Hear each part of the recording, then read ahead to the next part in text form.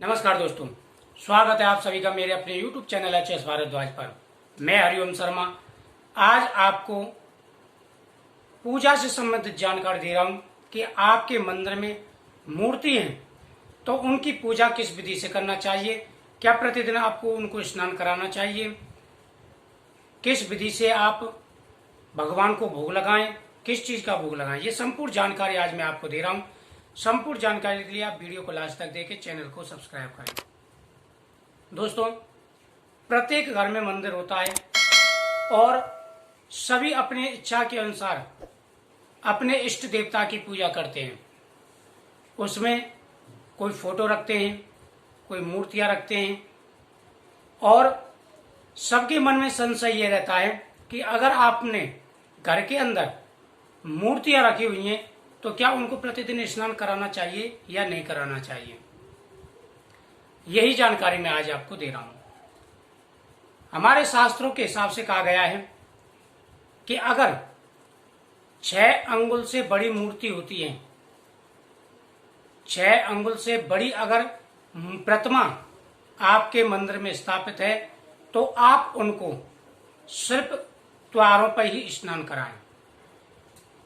या तो आप महीने में एक बार स्नान कराएं या 15 दिन में कराएं, या कोई उत्सव आता है जैसे नवरात्रि होते हैं, दीपावली होती है, होली होती है या प्रत्येक महीने की पूर्णमासी होती है, तो इन दिनों पर आप बड़ी मूर्ति को स्नान करा सकते हैं।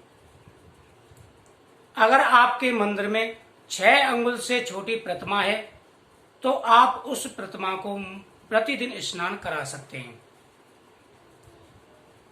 दोस्तों, एक लड्डू गोपाल जी की मूर्ति ऐसी होती है, यानी लड्डू गोपाल जी की जो प्रतिमा होती है उसको प्रतिदिन स्नान अवश्य कराना चाहिए।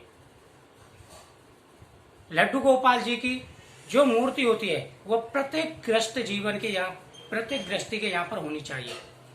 जिस घर में भगवान लड्डू गोपाल जी की पूजा होती है, प्रतिदिन स्नान होता है और उनके चरणोदक का पान किया जाता है, तो उस घर के अंदर कभी कोई व्याधि, कोई मुसीबत नहीं आती। आप लड्डू गोपाल जी की छोटी मूर्ति रखें और उसे प्रतिदिन स्नान कराएं। भगवान को प्रतिदिन स्नान कराते समय आप ओम नमो भगवते वासुदेवाय मंत्र का जाप करें। बहुत ही अच्छा और प्रभावशाली मंत्र है। जिनको भी संतान की प्राप्ति नहीं हुई है उनको संतान की प्राप्ति होती है। घर में कभी पैसे की कमी नहीं आती, घर के अंदर कभी कोई मुसीबत नहीं आती। और यहाँ तक देखा है, मैंने खुद देखा है कि बहुत से इनका तो इतना लगाव होता है, अगर कहीं जाते हैं तो वो गोपाल जी को अपने साथ लेकर के जाते हैं। एक प्रेम होता है, श्रद्धा होती है, भक्ति होती है। आप भगवान को भोग किस चीज का लगाएं? आप भगवान को भोग लगाने से पहले इस चीज का देख लें कि उसमें कोई तामसिक चीज ना हो, जैसे लहसुन है, प्याज है, ऐसी चीज ना हो। अगर ऐसी चीज छोड़ करके आप किसी भी चीज का भगवान को भोग लगा सकते हैं। आप दूध का भोग लगाएं, भगवान को माखन मिश्री का भोग लगाएं, फलों का भोग लगाएं। आप जो भी रसोई में बनाते हैं प्रथम जो भगवान को भोग लगाएं। अगर आप सब्जी बना रहे हैं तो उसमें लहसुन प्याज आदि ना डालें। बिना लहसुन प्याज के आप भगवान को भोग लगाएं। अगर आपने सब्जी में लहसुन प्याज आदि डाला है तो मक्खन मिश्री से या घी और रोटी से ही सादा भगवान का भोग लगा सकते हैं। ऐसा कोई नियम नहीं है। आप जो भी बनाते हैं उसी से जो भगवान को भोग लगाएं। सिर्फ आपके मन में श्रद्धा होनी चाहिए। भगवान को प्रतिदिन चंदन जरूर लगाना चाहिए। आप गोपाल जी को चंदनम महत्पुण्यम पवित्रम पाप नाशनम, यानी चंदन जो भगवान का चंदन होता है, आप कृष्ण जी को, गोपाल जी को या किसी भी देवी देवता को चंदन लगाएं तो उसमें से जो चंदन बचता है वो आप अपने लगाएं। इसका बड़ा महत्व होता है, यानी सभी पापों का नाश हो जाता है चंदन लगाने से। हमारे ज्ञान केंद्र पर अगर चंदन लगा होता है तो हमें सहनशीलता की प्राप्ति होती है, हमारे अंदर ऊर्जा का संचार होता है, हमारे अंदर जो क्रोध की अधिकता होती है वह शांत होती है, हमारी जो मन की विचार है वो पवित्र होते हैं। तो इन सारी चीजों का आपको ध्यान रखना है।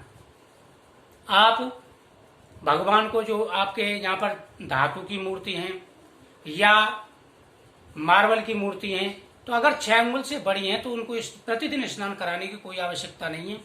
और अगर 6 अंगुल से छोटी मूर्ति हैं तो आप उनको प्रतिदिन स्नान करा सकते हैं, उसमें कोई परेशानी नहीं।